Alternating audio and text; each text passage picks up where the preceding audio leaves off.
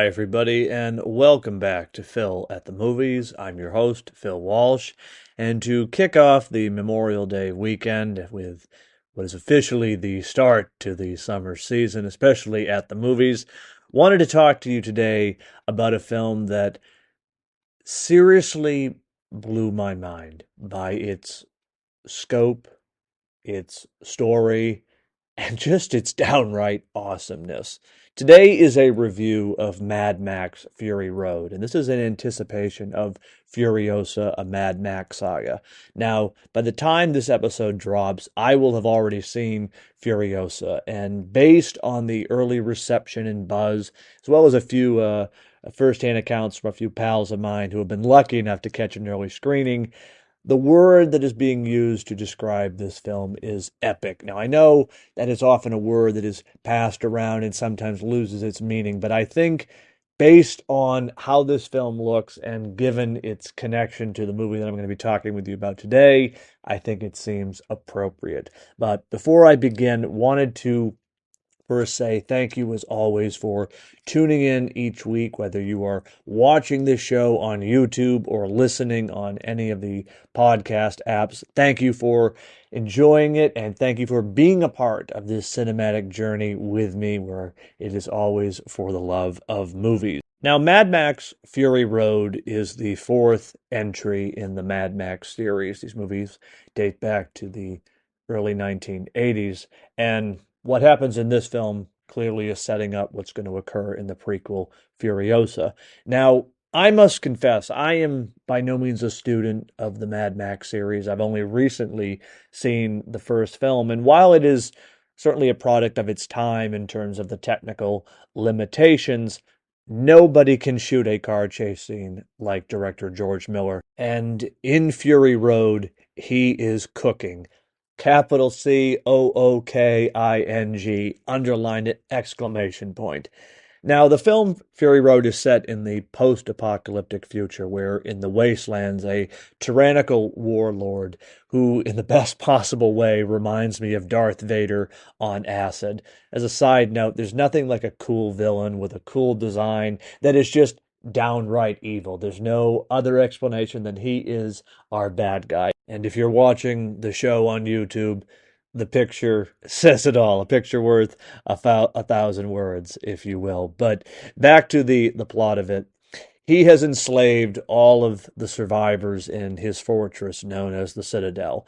When Furiosa, played by Charlize Theron, leads an exodus of the despot's five wives, she is pursued by the maniac and his henchmen. And as they abscond in an armored truck called the War Rig, Furiosa forms an alliance with Max, who himself was also a captive, and together they attempt to outrun their pursuers in a wild and explosive car chase across the desert wasteland. So right off the bat, we're thrown right into the action, and it is heart racing from beginning to end. I'm not saying the movie doesn't let up for moments to pause, but I mean, this is an adrenaline race from start to finish, and it is the best kind, in my humble opinion.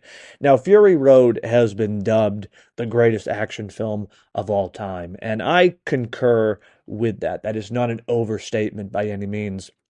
For not only are the effects spectacular, much of this is done in camera with practical effects, which is a major plus to director George Miller. As I've always said on this show, I am a fan whenever you can do things in camera, when you can do it with practical effects versus digital technology. Not saying there can't be a place for it, but there is something like watching an actual explosion on screen versus one that's just created in the computer. And that certainly helps seal the deal with this film. But it's more than just high explosions.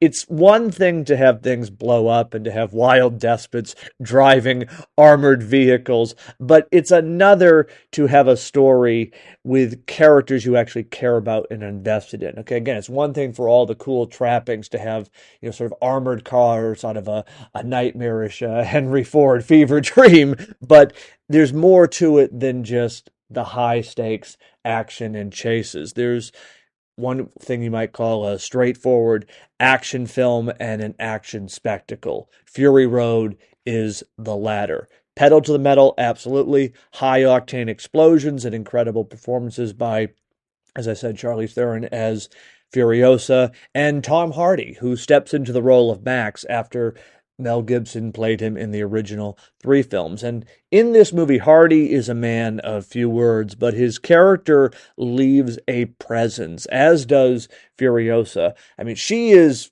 wicked badass. No other way to say it. Cool as she is, compelling, and it's easy to see why the prequel Furiosa is happening. But Tom Hardy absolutely steps into the role with a seamless transition.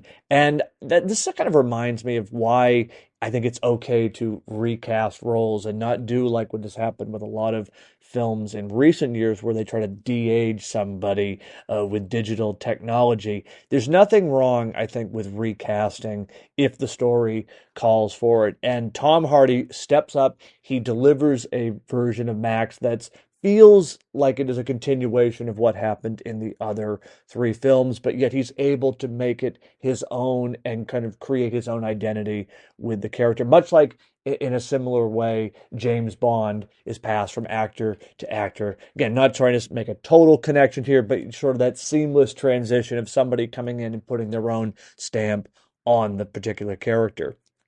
Now, director George Miller is a visual storyteller, and there are moments in this film that leave you utterly speechless. The intricacies to which he crafts the explosions and the high stake chases through the desert are a marvel to see. It's absolutely stunning.